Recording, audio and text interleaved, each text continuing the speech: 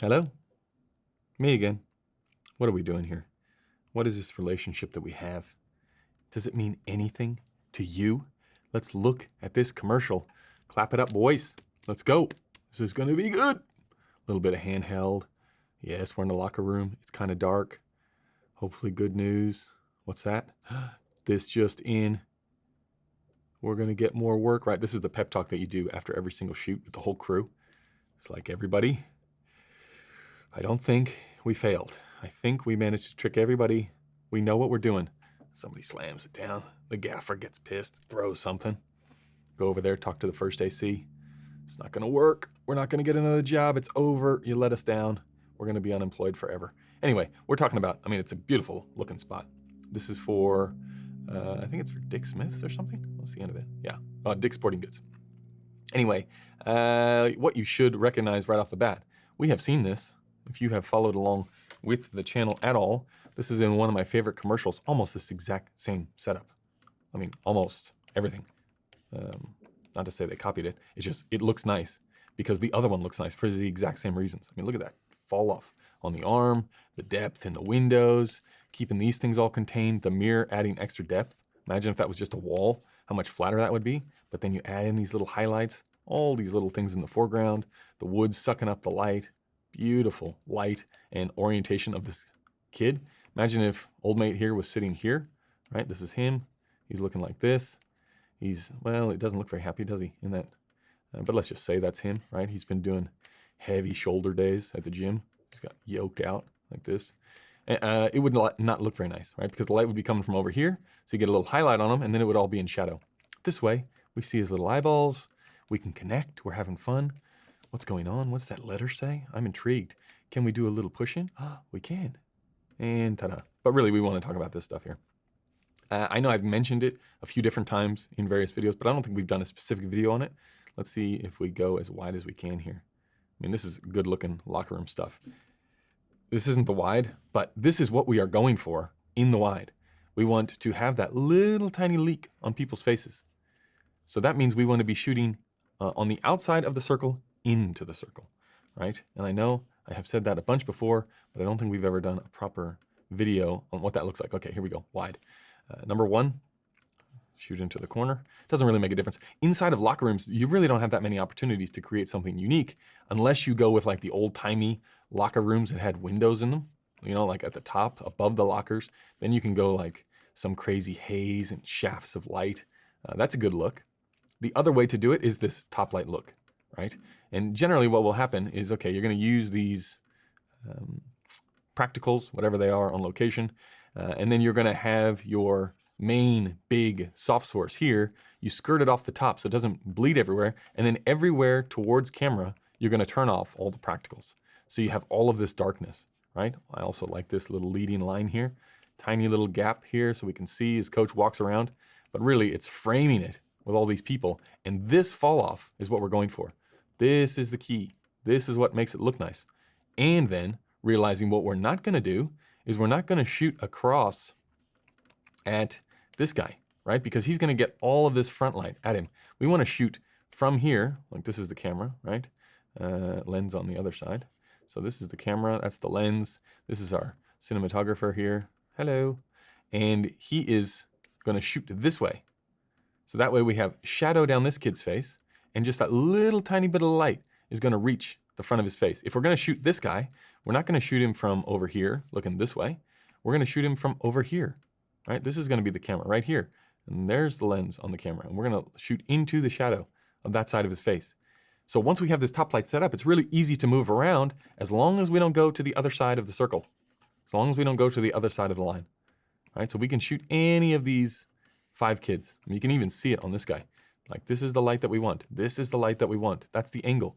We don't want this angle, right, on this guy, because it's no good. Doesn't look very nice. We're competing against that background, right? And then here, it's like, well, see how this is really nice. That level's really nice. It's not competing too much, but it gets a little bit hot over there. But this is what we're going for, this vibe of darkness. And then when we come in from here, as soon as you have this set up, and as soon as you understand that, okay, we're only really going to be operating on this side of the line and looking at these people and not crossing this way, shooting across that way, it makes it all very, very easy. So now we go back to the beginning and okay, see, we're shooting along the line. We're not shooting across over here, right? Because you have to imagine that this kid is, where is he? In the wide, probably this guy, right? This is the easiest play.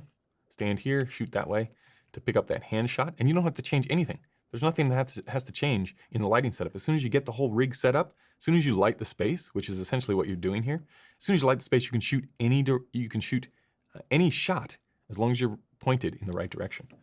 So here again, we're going for this light falling over, so you only have a little tiny bit of highlight, and you've got lots and lots of darkness, right? So from there, we go to clap it up, boys. Yep. Him, little tiny leak of light, darkness. We don't really care about coach. We got darkness here. That's nice. This little tiny roll off is good. Pan down. Even here, this is nice. You know, you got that little side leak because the top of his hat is catching everything. And then you got that little bit of harsher light coming this way, right? So that's a slightly different setup, unless it's 2 lamps overhead instead of just a 1 box. But this, come on, that is a good looking shot, man. You've got eye light, you got just enough to recognize that, yes, it's a person. You got this gold over here, the leading lines back here, the blue contrasting the skin with this tiny little thing here. Now you're talking, right? Look at that giant swath of darkness, little tiny highlights. This is a nice looking frame. Add a little bit of faux digital grain in there, and you are laughing. Let's keep going. I think we come back to it. Same thing. Okay, so this is across now, right? So look at how much flatter it is than if we do not across. That's outside of the circle. This is across the circle. But, I mean, it's still nice with the depth in there. This is all still good. And there's nothing to say that this isn't a good looking shot too, right? It's just a different, you're not gonna get as much mood if you shoot across the circle. From there, we go to this feet shot. Again, nothing changes from that hand shot that we looked at earlier. This is really easy to get, right? Because you get this little loop over the leg. Darkness, maintaining depth. Same here with the handoff, right? Everything is towards that top light. We're using the top light as a backlight. It's toppy and behind. Come on. This is the thing that is hard to do and hard to get good at is, okay, we've set up all the lights. We've positioned them in the right spot. We know our coverage. We know we're gonna be shooting on this dark side. But where do we set in camera the levels? And then in post with the colorist, where do you set the levels for how dark is? This is how to do it well, very, very well. This is just enough exposure that you're able to catch all the features, but it's dark. And we don't wanna, you don't wanna bring in some eye light down here and just blast them and have it feel overly lit. This feels natural. It feels like this big soft top light up here, and it just, like the cinematographer just randomly ended up in the nicest possible spot to get this image, which is exactly the way you want it to feel. And even like the little fall off around here, right? Back there. And this, see how this level isn't as hot as this level, right? It's not competing with what's happening in the foreground. Even though it's dark down here, really it's this line that makes all the difference and helps you really draw your eye to exactly where we should be looking. And then he looks up. He doesn't look up over here at camera where his face would be all dark. Just that slight look up over there gives us that and gives us that edge down the side of his face. Okay, from there, I think we come back into, this one. So this lighting plays out in every single one of these shots. Like this is the framework lighting. This is not shooting into the L of the room. This is shooting into the flat part. But because it's such a big auditorium, a big space, a big gymnasium, that you're able to get enough separation from the background, right? You don't really need to be shooting into the L. Now, would it be different if that line was running across? Well, let's see. I think it happens in the very next sequence, right there, right? Same gym? No, not the same gym. But now this is the L of the room, right? And this is lighting from the windows that you can't see, because these windows are what we are matching to, and we're actually pushing whatever our light is this way, and that's why you get this cool across shot here. Very nice. Look at how soft that shadow is on the basketball court. Lots and lots of big soft light pouring through here. Same thing. This is all of these shots. I think there's about 8 or 9 of them, like all of these portraits here. This one, okay, this feels lit because this level is significantly higher than all the surrounding areas, right? Almost feels like a stills flash photography, whereas this one feels a lot more natural, right? But it's the exact same lighting. It's just different ratios. Same. So if you can do this, you can do all these. This is, again, back to our good stuff here. Just enough level. Same here. Boom. We're not doing this on, you know, this guy over here, or this guy over here from this side. We're shooting from the shadow side. Anger. I mean, every single, as long as you're looking in that direction, every single shot looks great. So if you're looking for locker room inspiration, you will find yourself in a locker room. You will be shooting these things. No doubt about it. If you're in the commercial space, it's same. Come on. Same exact thing. Same in the background, same with the depth. You know how it goes. I won't go into it. But if you're looking for locker room inspiration, where people get away from good looking shots is once you start flopping to the other side and shooting back, or not making this source too big in the wide. Where is it? Where's the wide? You make the source too big here, and you know the tops of these guys' heads start getting filled in too much, right? Or the back starts getting filled in from excessive light. You got to really contain it. Make this little pool, and then of course, normally you'd add some haze in here just so that you can feel those levels a little bit more and murk up the shadows just a little bit.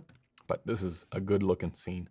Very well done. So that is our look at the locker room stuff. If you've got a group, a little circular thing that you're going to be doing, just look at this. If you can do this and take this away, you know exactly what angles are going to work beforehand, and you know that as soon as you set it up, you can shoot basically lots of different directions because you've lit the space. And then you can tell all your cinematographer friends and anyone that will listen that you light spaces, right? You don't light shots. What is this? 1997, we're lighting shots here? What is this, ridiculous? I light spaces. Anyway, that's going to do it. We'll see you in the next one. Goodbye.